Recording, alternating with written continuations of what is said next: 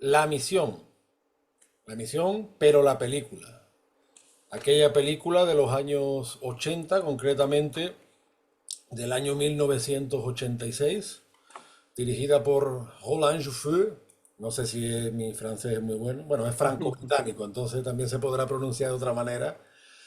Y ya esa película que fue protagonizada por actorazos del nivel de Robert De Niro, Jeremy Irons, y que ha moldeado muchísimo la conciencia sobre una supuesta parte de la historia que nos disponemos a analizar con el pana Emilio Acosta de Venezuela Provincial. ¿Qué tal, Emilio? ¿Cómo estamos? Hola Antonio, bueno, la verdad que sí, un placer como siempre estar en tu canal de YouTube, Antonio Moreno Ruiz, y vamos a hablar de este clásico del cine, ¿no? Que trae mucha tela que cortar, tanto por cosas positivas como por negativas, porque siempre hay algo que da, digamos, los que la nota negativa en algunas cosas que provienen de Hollywood, pero lo importante es que habla también de la historia hispana, que por eso es que la traemos a colación el día de hoy. Ayer, antes de ayer, estaba hablando con el maestro Jorge García Ruiz, le mandamos un saludo, por cierto, le invitamos Un a todos saludo. nuestros seguidores a que se suscriban en su página de Facebook, también en su canal de YouTube, su Instagram, en su Twitter, Jorge García Ruiz, historiador español afincado en San Antonio, en Texas. Y Jorge me decía, por ejemplo, Ridley Scott, las grandes películas que hacen, pero cuántas patas le meten a la historia. O también es una expresión muy de Jorge, es decir, que no hace falta que nos creamos las películas. Bueno, pues con la misión pasa un poco esto, ¿no? Sí es verdad que desde el siglo XIX pues empieza a circular como un mito acerca, yo diría una especie de leyenda rosa jesuítica, ¿no? De que aquello era un paraíso en la tierra, las misiones. Y como tú bien dices, no es que fuera negativo, pero que la historia hay que contarla como es. Sin leyendas rosas ni leyendas negras. La película, como tal, como película, es buena. Tiene un elenco muy bueno. Hemos mencionado a Robert De Niro, a Jeremy Irons, a Liam Neeson. Eh, Tengo entendido que se ha rodado parte, por lo menos en la provincia argentina de Misiones. Los fotogramas que salen son En espectaculares. Paraguay también. En Paraguay también, la música, ¿no? Que creo recordar que Ennio Morricone, luego Dulce Ennio Ponte, la cantante Morricone. portuguesa, tiene versiones fantásticas. O sea, a nivel cinematográfico, pues poco hay que objetar. Yo no soy un gran entendido en cine, pero bueno, soy un consumidor más de este formato, ¿no? Pero sí es verdad que yo creo que históricamente la película está muy equivocada y que incluso, como te digo, ha moldeado ciertas conciencias y está provocando errores porque muchas veces tomamos las películas como si fueran documentales de historia, cuando no lo son. Al hilo de lo que comentábamos también con la película Hispanoamérica, es curioso que más o Ujú. menos se da sobre este tema, sobre el tema de los jesuitas, sobre el tema de las misiones y sobre el siglo XVIII, ¿no? O sea que es un tema incluso yo diría que controversial, el tema de las misiones jesuitas per se. Sí, totalmente de acuerdo contigo. Bueno, con esta película la verdad es que yo tengo un amor-odio, ¿no? Como hemos dicho. Y también lo dije en el podcast que hicimos Decíamos ayer con Adrián y con Efraín sobre Hollywood y la leyenda negra, que tenía un amor-odio con la película. Pero lo que más me encanta de la película es que esté basada en un hecho de la historia de la monarquía hispánica, que ya de por sí es un milagro en Hollywood, ¿no? Que traten la historia de la monarquía hispánica. Siempre pues tratan temas de interés para los anglosajones, no tanto de la hispanidad per se, ¿no? Y esto nos dice mucho de que nosotros también tenemos potencial e historias para hacer producciones cinematográficas, cosa que no hacemos en ninguno de los países hispánicos. Y bueno, el hecho en que se trata es el Tratado de Madrid de 1750, así como cuando entre los años de 1752 y 56 estalla la guerra guaranítica, ¿no? En el Paraguay y Argentina. Y este cambio, pues, de estatus legal provocó que la población indígena se negara a pasar a mano de los portugueses, ya que en Portugal existía la esclavitud indígena, en cambio, en los territorios hispanos estaba prohibida. Hay que decirlo, Antonio, ese cambio también los convirtió a los indígenas en objeto de la codicia de los bandeirantes, de quienes hemos ya hablado en anteriores podcasts, grupo de expedicionarios que partían de Brasil portugués para proveer de esclavos más baratos que los negros africanos a los terratenientes portugueses.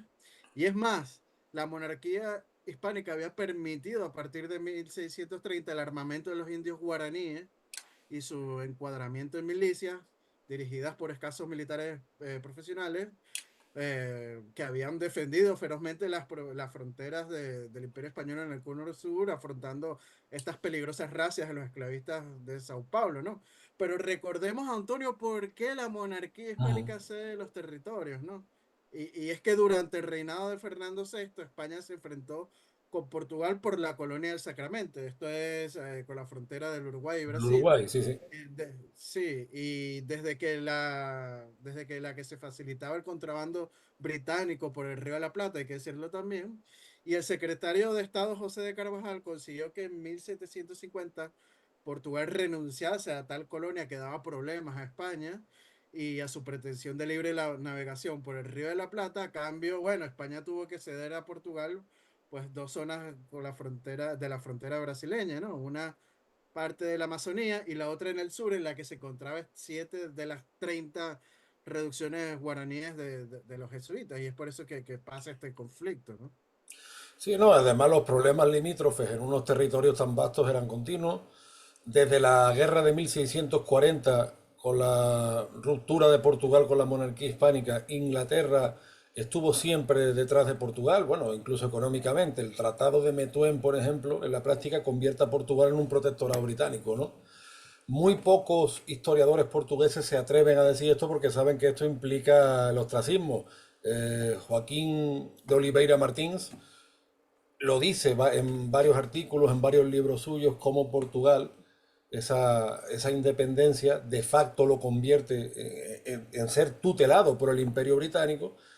Y el Imperio Británico va a usar muchísimo a Portugal, no porque Portugal no tuviera iniciativa propia, no estoy diciendo eso, pero aprovechando la coyuntura, aprovechando las circunstancias, Inglaterra va a usar muchas veces a los portugueses para que pretendan expandir sus dominios en la América del Sur a costa de los españoles, que yo, a todo lo pasado, pienso que aquello fue un error, porque la monarquía en aquel tiempo, ya fuera con Fernando VI, ya fuera con Carlos III, pudo haber pensado, bueno, si cedemos parte a los portugueses se van a quedar tranquilos, pero no. Como tú cedas algo, como se dice en Sudamérica, ya fuiste, ya fuiste. Entonces, y Sí, eso que pero bueno, pasó también... posteriormente, pana, si te fijas, también pasa con los incipientes Estados Unidos. Entonces, yo entiendo que la situación es súper difícil y que estamos hablando a toro pasado y bueno, estamos hablando también de que Claro. España querían también entrar en África, tener territorios en África Negra, en fin, hay que valorar el contexto, ¿no? Entonces, claro, lo que yo sí veo de la película, por ejemplo, que ese contexto tan complejo se simplifica demasiado. Entiendo que en un formato cinematográfico tú no vas a hacer un tratado de historia.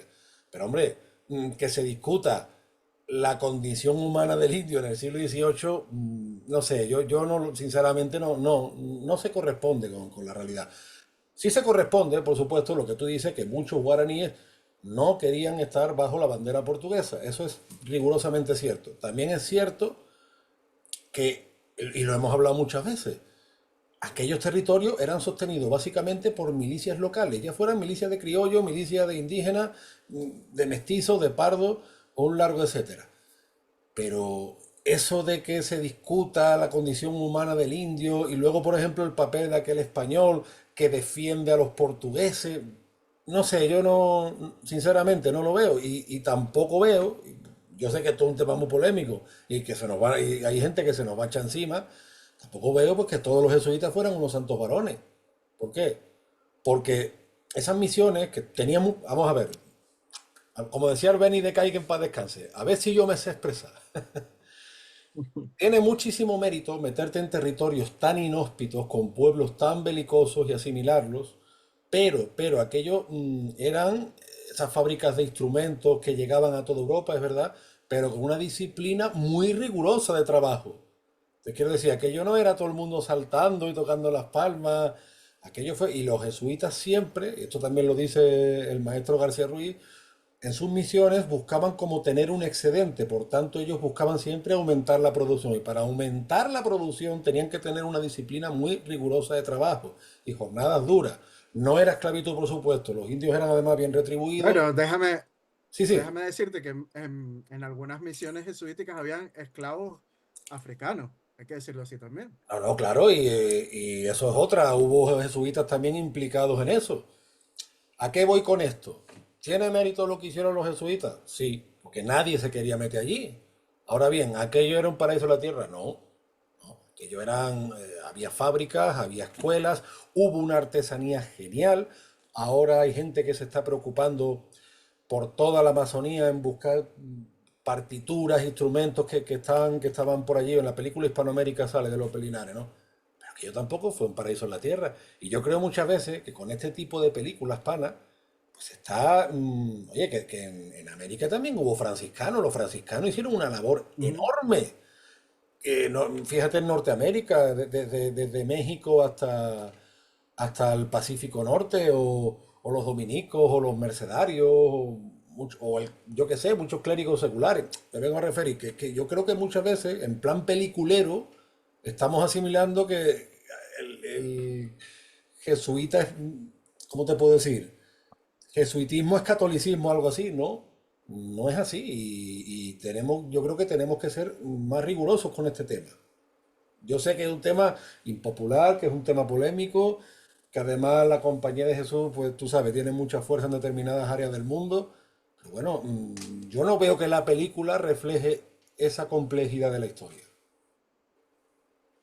Sí, totalmente de acuerdo contigo. Es más, se cae también en el mito de que después, cuando los Borbones expulsan a los jesuitas, toda la actividad de estas misiones, tanto las guaraníticas Por como de ejemplo. otras partes de Norteamérica o de la misma Venezuela, pues se dejó de hacer ese trabajo y eso es totalmente falso. Por lo menos los capuchinos en las misiones de Guayana, que eran jesuitas, las tomaron. También los franciscanos en Norteamérica, igual pasa con los franciscanos en las misiones guaraníticas y los dominicos y Ana, se están otras. construyendo misiones hasta la época de Carlos IV, incluso hasta el 1800. Y luego Ujú. yo, pues, tú sabes, soy del Aljarafe, una zona de Sevilla, en el que en el siglo XVIII se hicieron muchas reformas arquitectónicas. Hay mucha gente que dice que los Borbones pues, eran poco más o menos que ateos, impíos, que el Aljarafe está lleno de construcciones religiosas, de capillas de las ánimas benditas, de torres eclesiásticas, o sea, que no es esa especie como de pureza jesuítica americana frente a la impiedad europea, ¿no? No es así, o sea, no. Y la película yo creo que tiene mucho de eso, ¿no? Sí, totalmente de acuerdo contigo, ¿no? Se cae, sobre todo, acordémonos que esta película está también basada un poco en la corriente de la época, acordémonos de la ideología de la teología de la liberación de los jesuitas, ¿no? Y la película bebe mucho de esos subrayados ideológicos, por llamarlo de alguna manera, ¿no? Todo ese movimiento que de izquierdas, porque hay que decirlo que es de izquierda, llevado por los jesuitas con la teología de la liberación, ¿no? Pero volviendo a los errores históricos de la película, estoy muy de acuerdo contigo de que la película está basada en el siglo XVIII, en 1740, y ahí todavía están diciendo como si se estuvieran creando nuevas reducciones, como si fuera la época de la conquista prácticamente. Claro, Y claro. hay que decirlo que ya en el siglo XVIII había más de 30 misiones jesuíticas guaraníes, ¿no? En la época y eran totalmente gigantes, ¿no? Pero hay que también hablar de las virtudes cinematográficas de la película, ¿no? Como tú bien has dicho, pues a pesar de tener carencias y imperfecciones que se pueden objetar, faltan matices en el tratamiento histórico y religioso. Hay exceso de indigenismo también, problemas de ritmo en algunas secuencias, vicios técnicos de la época, como ese zoom efectista y didáctica, Sí, etcétera. sí, sí. Pero bueno, pero hay también otras cosas de calidad, como hemos dicho, la banda sonora, que es increíble, compuesta por Ennio Morricone. La obra combina corales litúrgicas, tambores nativos y guitarras españoles.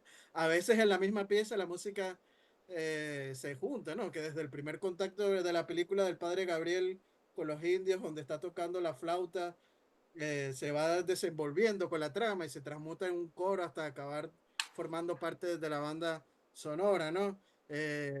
Para empezar también la presencia y la química de tres grandes como Jeremy Irons, Robert De Niro y Liam Neeson, ¿no? Ese casting es casi que insuperable, ¿no? Pero bueno, también me gustaría hablar, Antonio, de un artículo que hay en el diario El Debate, donde tratan de desmontar la leyenda negra antiespañola de la película. Y hay que decir que el artículo cae también en leyenda negra, pero antiborbónica, lamentablemente, para tratar de luchar contra la leyenda negra española, ¿no? O sea, que muchos, para tocar este tema de las misiones jesuíticas y inclusive de desmontar la propia película, empiezan a echarle la culpa de todo este movimiento de los Borbones. Y ya hemos ¿No? Y explicado aparte, pana, lo que yo todo veo lo que está sucediendo. yo lo que veo es que poco más o menos para ser buen católico que ser jesuita. Pues no, y usted no.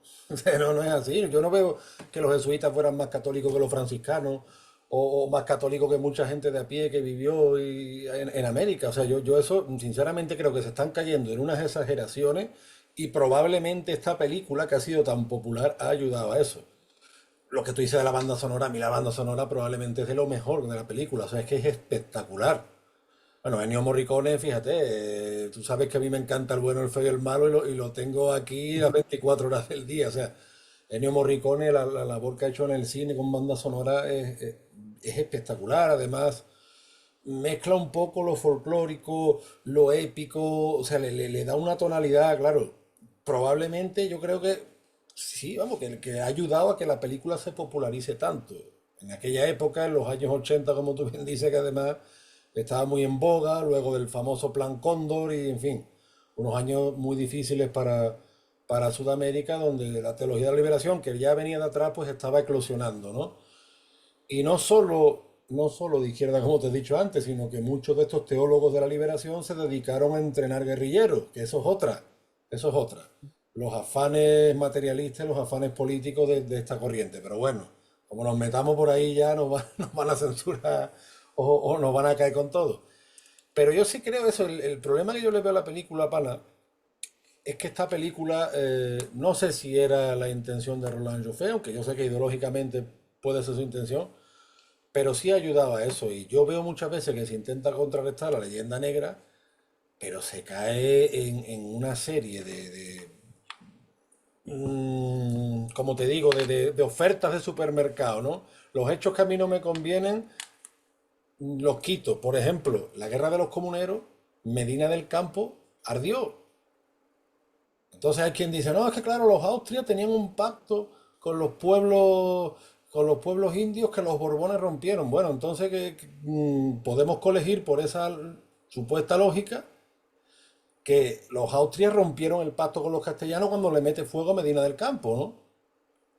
No, claro, lógicamente es una guerra civil, es todo mucho más complejo. Y los Borbones tuvieron pactos, bueno, no digamos los pactos con los araucanos, que además venían ya de la época de Carlos II, porque hubo muchas cosas que continuaron entre Austrias y Borbones. Y yo sé el artículo que te refieres, y cuando veo ese tipo de artículos digo que es que no estamos haciendo historia, estamos cayendo en temas de simpatía, de antipatía, y yo no creo que eso nos beneficie.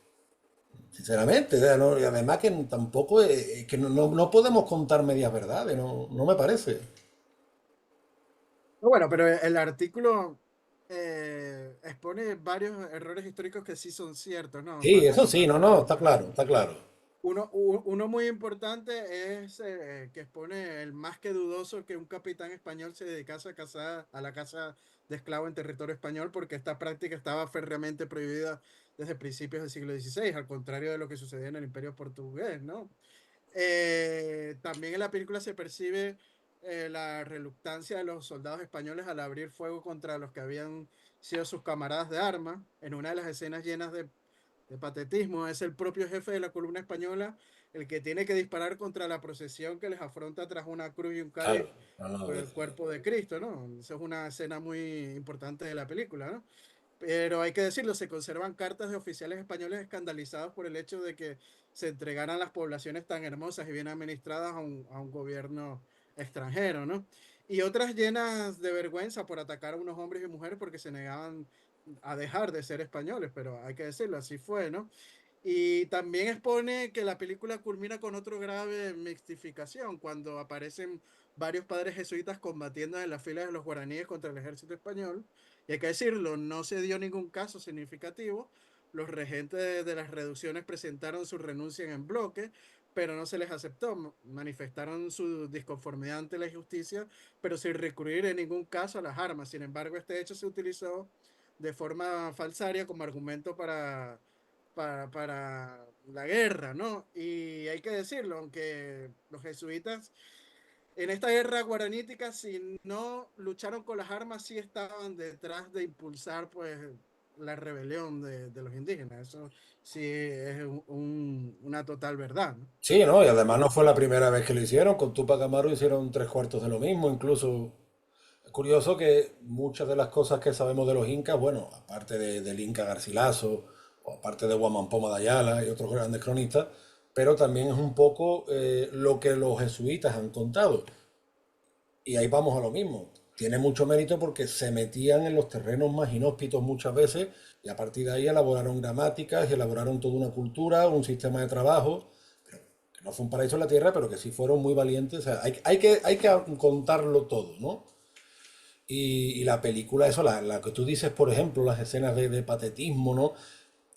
Pero esa escena de patetismo, como te digo, tiene lo que hemos hablado antes, esa inclinación ideológica, te quiero decir el americano ingenuo, religioso, mientras que el impío europeo que no le importa nada, que está destrozando iglesias y que aquel mundo religioso fue abandonado, pues, simplemente cambió.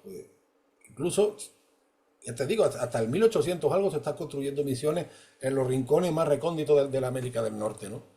Entonces, bueno, Y algo muy importante, Antonio, es que la misma Iglesia Católica, el Vaticano, el Papa, ujú, disuelve a los jesuitas en el siglo XVIII por todos los problemas políticos que estaban claro, claro. ocasionando, no solo en España, en Portugal también se les expulsa, en el centro de Europa, en Austria se les expulsa, y en Italia, en algunas partes de Italia también se les expulsa, o sea que no todo es blanco como que, o rosa, ¿no? Es que es eso, pana. Cuando hablamos de la expulsión de los jesuitas solo pensamos en España y en Portugal, pero no en el resto.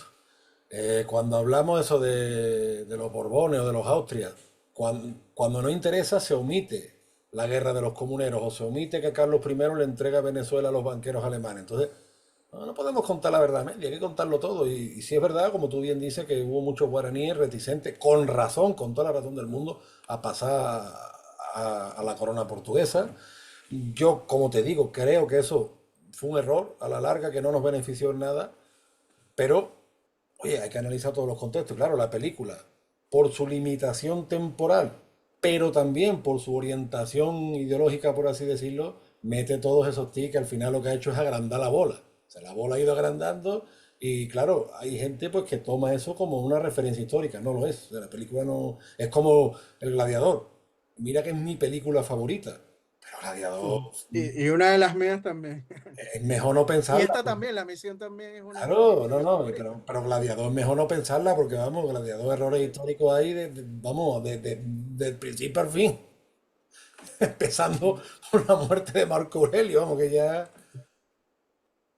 Sí, hay que tomarlas eso como películas de entretenimiento, no como algo de rigurosidad histórica. Para eso están los documentales, aunque como hemos señalado, en algunos documentales también de vez en cuando se mete la pata, ¿no? Sí, ¿no? Y Pero yo hablaba sí. hace poco, pana, con Isma Fernández del Círculo Hispanista de Granada y los dos al final pues, decíamos, es que hasta que no tengamos una especie de Hollywood hispano, pues esto seguirá pasando. Y mira que como tú bien has dicho al principio, por lo menos un tema hispánico ha sido el que le ha interesado a Hollywood. O cuando al pequeño Hollywood le dio por el desierto de Tabernas en Almería para rodar películas, ¿no? Mira, por lo menos, Sí, algo por lo menos positivo se está haciendo en ese sentido, o se hizo, mejor dicho, en algunos momentos puntuales de la historia. Pero ujú, me gustaría también traer a colación otro error que tiene la cinta de la misión Antonio, que recordémonos que la misión se llamaba San Carlos, pero si nos vamos y revisamos los archivos históricos, la auténtica reducción de San Carlos se situaba en la actual Argentina, en la provincia de Misiones, y esta no se vio afectada por el Tratado de Madrid de 1750, ¿no? Y hay que decirlo también, unos años después, este Tratado de Madrid se le canceló prácticamente y se volvió otra vez a Sacramento a pasar a colonia portuguesa y estas misiones guaraníticas pasaron otra vez a manos españolas, ¿no?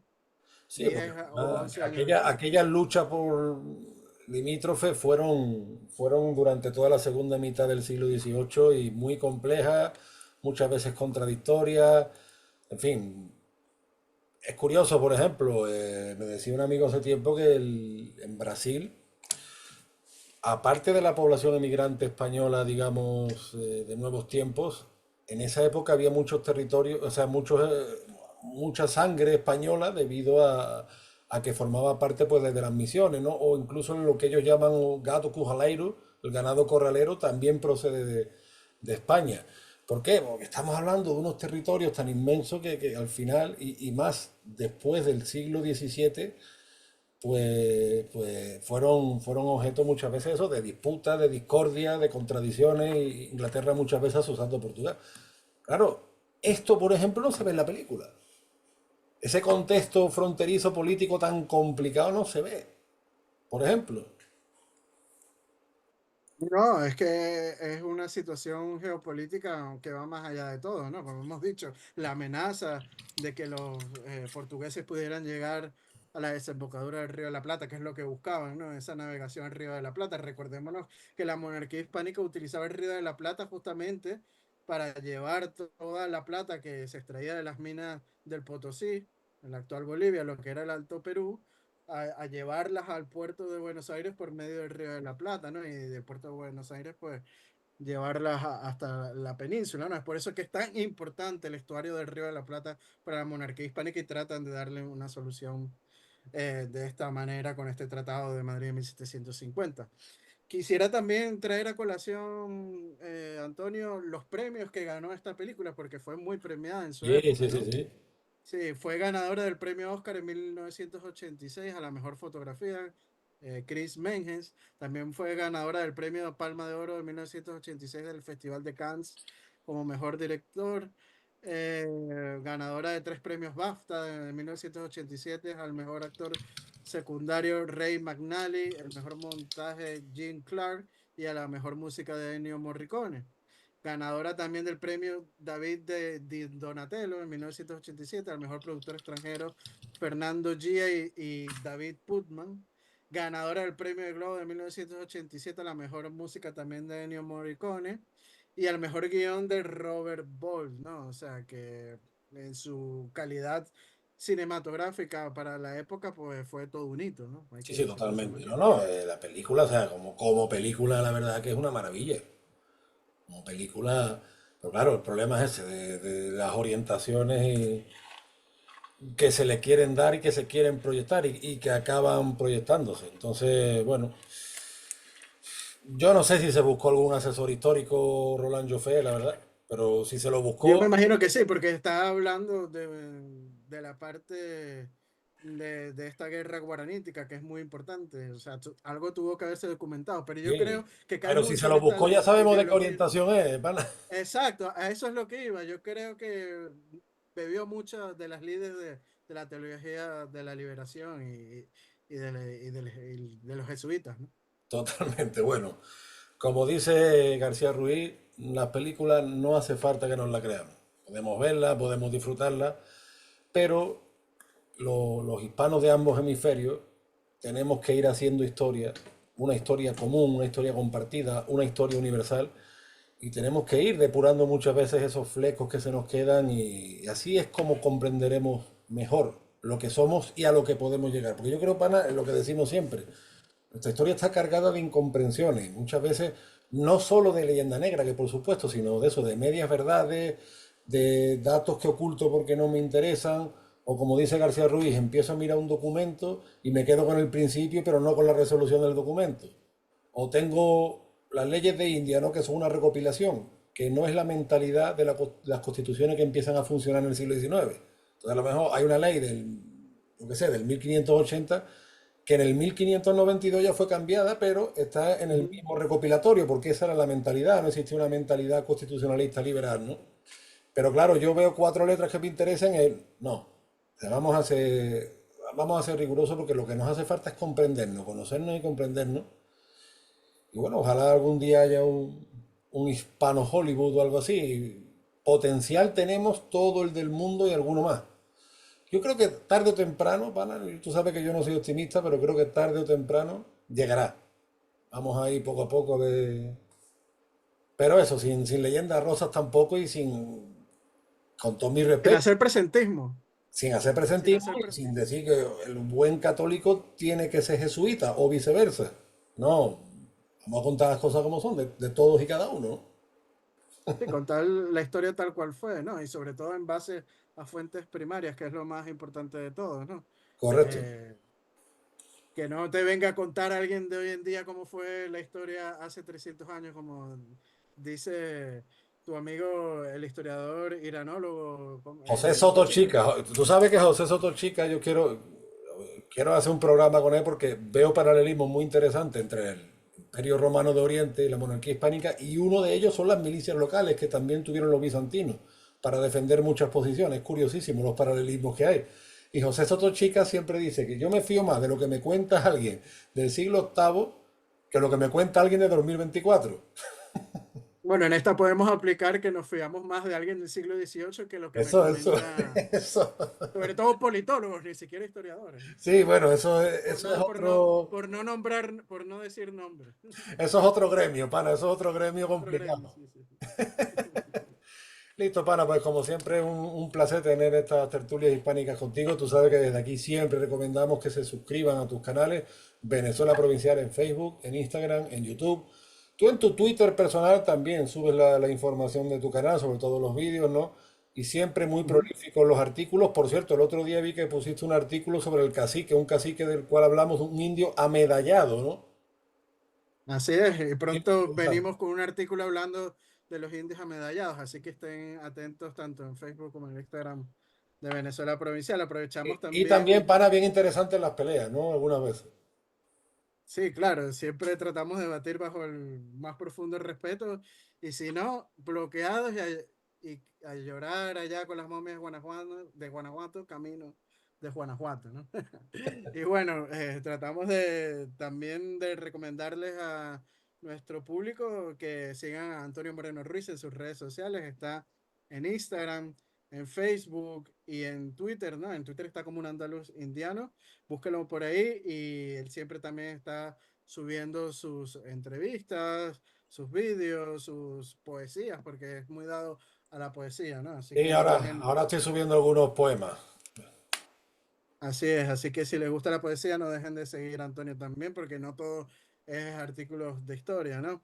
También aprovechamos para recordarles que si quieren ser mecenas y patrocinantes de nuestros proyectos de divulgación histórica, pueden hacerlo a través del Patreon, tanto de Venezuela Provincial como de Antonio Moreno Ruiz, con tan solo 1 euro, pues lo que cuesta una lata de refresco en un supermercado, ya nos están ayudando mucho en esta labor de divulgación histórica. Aprovechamos para enviarle un fuerte saludo y abrazo a nuestros mecenas y patrocinantes, como son Gabriel Arrieta, Ángel Suárez, Juan Cristóbal García, Lomeli Sam, Daniel Sierra, Domingo González, Miguel Curvelo, Mario Pérez, los miembros de nuestro canal de YouTube África del Valle y Antonio Miraquian, quien es nuevo como miembro del canal de YouTube. También por ahí nos pueden apoyar y también a...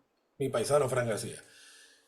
Y pronto, Dios mediante, volveremos con más temas hispánicos, porque temas nunca nos faltan y siempre estamos dándole vueltas al mundo, como hicieron nuestros antepasados. La primera vuelta al mundo, que esa es otra. Ya pronto se va a anunciar en Sevilla. Ya iré también anunciando que voy a participar en un evento sobre la vuelta al mundo, por eso estamos dándole la vuelta al universo también si hace falta.